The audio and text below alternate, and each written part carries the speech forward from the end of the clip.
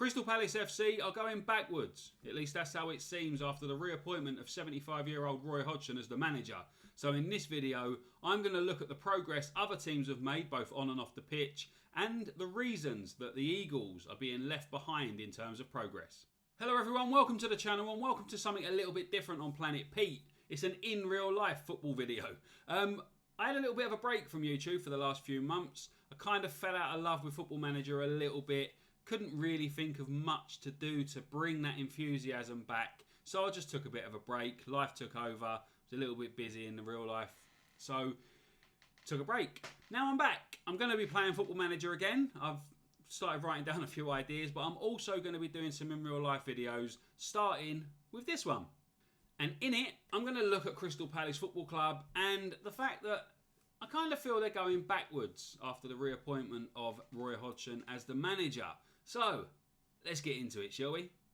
Crystal Palace FC are about to embark on their 11th consecutive Premier League campaign, and many people believe it's about time they stop being at with mid-table obscurity and pushed for bigger and better things. But with the reappointment of 75-year-old Roy Hodgson as the manager, it kind of looks like they're quite happy just sitting where they are, or even going backwards. And it's kind of caused a bit of a backlash on social media.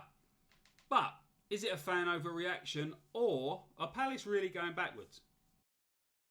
After 8 consecutive seasons in the English Premier League, the summer of 2021 saw massive changes at Selhurst Park. The ageing Roy Hodgson left his management position at the end of his contract, and he was replaced by French footballing legend Patrick Vieira. He might not have been the first choice, but it was one that brought anticipation and excitement to the club. There were on-pitch changes as well, with several older first-team players such as Gary Cahill, Wayne Hennessy and Scott Dan departed the club at the expiration of their contracts, and they were replaced by young, exciting players like Michael Elise and Mark Gurhey. They bags of potential, and they brought with them a sense of anticipation. Maybe things were changing. The club philosophy seemed to have changed overnight, and Vieira's first task was to get the team playing a different style, to incorporate these new, fresh-faced, younger players into the team alongside the older, experienced campaigners. The age of the squad as well, the average age of the squad had dropped dramatically, and it was exciting times, you know? But the task was never going to be easy. The 2021-22 season started off a little bit rough. A 3-0 away defeat to Chelsea was followed by a home goalless draw against newly promoted Brentford. But it didn't stay bad for long, because starting with a 3-0 win at home to Tottenham, in which debutant Hodgson Edouard scored 2 goals off the bench, things were looking up. Further impressive performances throughout the season, including victories over Man City, Man United and Arsenal, saw the club finish 12th in the league, just 10 points adrift of the top 6. And the fans also got to enjoy a day out at Wembley in the FA Cup semi-final. The future was looking bright, and many were tipping Palace to push for a place in Europe at the end of the 22-23 season. Again, a few older players went through the exit door, and a couple of younger, more dynamic players came in again. It seemed that the philosophy was going to remain the same, and the rebuild was well underway. As the season got underway, there was an air of optimism. There was excitement and there was happiness among the Palace fans. We were looking forward to something big happening with the club, but results on the pitch were a bit up and down. And as the world of domestic football took a break, made way for a Winter World Cup, we sat 11th in the English top flight. Things soon went downhill after that though, and Palace's form fell off of a cliff. Just one win in 14 league games after the World Cup, and a third round FA Cup exit put immense pressure on Vieira, and the former Arsenal and Man City midfielder was relieved of his duties. Quite surprising actually. Despite the poor run of results, the club hadn't played a team in a lower position than them in the league throughout the early part of 2023, and 8 of their remaining 11 matches were against teams below them. So, given the progress Vieira had made and his coaching team and stuff, I feel, and many feel, that they deserve that little bit more time. They deserve the end of the season. Palace were playing teams below them. Surely Vieira would have made things right. But they weren't given that time, and Steve Parish, the chairman, hit the panic button. He turned the clock back, and he brought back former manager Roy Hodgson to steady the ship.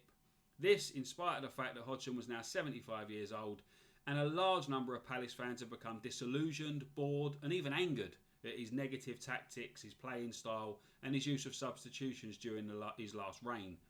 Nevertheless, the ship was steadied and Hodgson guided Palace to an 11th place finish with 5 wins and 2 defeats in their final 10 matches of the season. That brings us to now. This summer was a massive chance for Steve Parish and sporting director Dougie Freedman to bring back the positive vibes at the club and bring in a manager to get the fans excited again.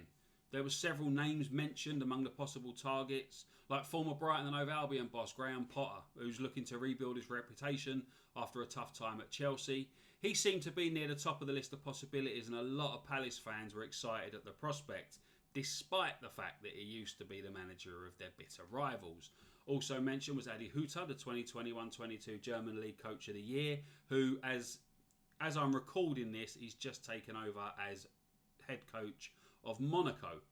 And one of the most exciting options named was Paulo Fonseca, the 50-year-old attack-minded coach who has had success in Italy with AS Roma and who led Lille to 5th place in the French league last season. But instead, the board have opted to give Roy Hodgson another year at the helm. This has led to widespread negativity among the Palace fan base, with some even calling for Parish to leave the club. Little bit of an over-top reaction, but the frustration is understandable. Many Palace fans like Roy Hodgson as a person. They appreciate the work he's done at the club. He came in at a tough time last season and he helped the team reach its highest ever league finish since the inception of the Premier League in 1992. But him coming back as manager for another year just highlights a massive problem at the club. It shows a lack of ambition, a lack of forward thinking, and it kind of says to everyone that the board are happy being a mid-table team in the Premier League just to keep the money coming in through the door. Some people are happy with that approach. Many older fans have spoken of the tumultuous times that the club has had over the years of yo-yoing up and down between the Premier League and the second tier of English football, the administrations, the club almost ceasing to exist. And the even older fans have highlighted how bad the 70s and 80s were as a Palace fan. I'm a Palace fan. I remember the 80s. I remember the financial crisis. I remember the administrations and stuff like that. And I've shed many tears at the failures of the team over the years. And I personally would like to see a bit more ambition shown by the powers that be. I'd like to see us push on. We've been a Premier League team for a very long time now, and I personally would like to see us push on, and I can understand the frustration of the fans who speak out against the chairman and board members. It just feels like we're being overtaken, and I think the bitterest pill to swallow is how well Brighton are doing at the minute. Palace's biggest rivals, Brighton and Hove Albion, finished 6th place in the Premier League last season and are gearing up to compete in the UEFA Europa League in the forthcoming campaign. Like I say, it's a bitter pill to swallow for Palace fans and something that really hits home our own shortcomings. But they've done well. They were promoted to the top flight in 2017, spent a couple of years just surviving, made themselves a consistent Premier League team, and then they showed ambition, drive, they pushed on. They had a bit of forward thinking about them, and they've been rewarded with a place in Europe. To be honest, they could get even better and push for bigger things in the future as well. Like when Graham Potter decided to up sticks and leave for pastures new, they didn't panic. They didn't appoint one of the elder statesmen of the game like many clubs, including Palace, have done over the years. They went out, they found a forward-thinking head coach, someone who gets his teams playing high-pressing, forward-thinking football. That coach, Roberto De Zerbi, will now lead Brighton into their first ever European competition. Their transfer strategy has been shrewd as well the last few years. They've shown some signs of brilliant scouting as well as some clever moves in the transfer market. For example, they brought in left-back Marc Cucurella from Getafe in 2021 for an undisclosed fee, believed to be in the region of around £15 million. After one season, an impressive season at that, they sold him to Chelsea for a fee of around £62 million if you include add-ons. That's a profit of £47 million for one player. And they didn't rest on their laurels. They didn't decide to stick the money in the bank and think, oh yeah, we've made a little bit on that one. They went out and spent 15 mil on Ecuador international Pervis Estupinan. And to be honest, from last season, he's even better than Cucurella. And he's now valued at around 27.5 mil. So they made a profit of 47 million, spent 15. That player is now worth at least 12.5 million more, and he's probably a better player than the one they sold. In comparison to this, We can go back and look at academy product Aaron Wan-Bissaka, who was sold to Manchester United for 50 million in the summer of 2019. Palace waited a year to bring in a replacement, and when they did, it was Nathan Ferguson, who had already suffered a career starter and injury and who had played 21 senior games at Championship level before that. Then, with doubts over when and if Ferguson would ever be fit to play for the club, another right-back was signed, this time Nathaniel Clyne. Now, Clyne wouldn't have been a bad replacement, except for the fact that he was approaching 30 years old and he hadn't played football for over a year due to a serious injury, so nobody knew if he was going to be any good anymore. Ferguson actually has recently signed a new contract despite only playing a total of 8 minutes in the last 3 years or 4 years or whatever it is he's been at the club, and is now valued at less than £1 million, but we still see fit to keep him for another year. The other right back options at the club now are 33-year-old Joel Ward, and who, as much as I like him, he's past his best. We've all got to admit it. I love Joel Ward as a Palace fan, and many Palace fans respect and like Joel Ward, but he's past his best. And the other option is Clyne, who is now 32 and is probably past his best as well, to be honest. Neither of them are really the sort of right backs you want if you're going to be pushing on to bigger things. The fact that they're the options at right back shows that we're kind of at least stood still, right, even if they're not going backwards, you know. It's just one example of how Crystal Palace have failed to move forward and have been overtaken by a team who have been in the top flight for less time. And it isn't just Brighton either. Aston Villa were promoted to the Premier League in 2020. They've shown ambition, forward thinking, and have qualified for Europe after finishing 7th last season. Brentford and Fulham both also finished in the top half of the table last season as well. Other teams have made progress, while Crystal Palace have again turned to Roy Hodgson with what I and many others presume is the aim of keeping the club in the Premier League. When he was reappointed, he did say that the aim is to finish in the top half of the table. That's the aim. They're going to look to, like the board and Hodgson are going to look to finish in the top half of the table, but you can't help but think it's all just words. It seems to be a giant backward step, and one that if the board ain't careful could come back and bite them right in the backside. Some people believe it's just a matter of time before top talents such as Elise, Gurhi, Eberechi and Joachim Andersen leave Palace. There's a question mark over club legend Wilfried Zaha's future now that his contract has expired and he's in talks with other teams. Apparently he's agreed terms with 3 other clubs and all he's got to do is make a choice of where he wants to go. Doesn't seem to be that he's coming back to Selhurst Park. And also the club seem reluctant to spend on bringing in the top quality players that Palace would need to push for that place in the top half of the table. Jefferson Lerma is the only signing that the club's made so far. I know it's only the start of July and there's over a month left to go until the season starts, but the players being mentioned in transfer rumours either seem too expensive or just a little bit meh, you know? Things are looking a little bit bleak. Elise is injured.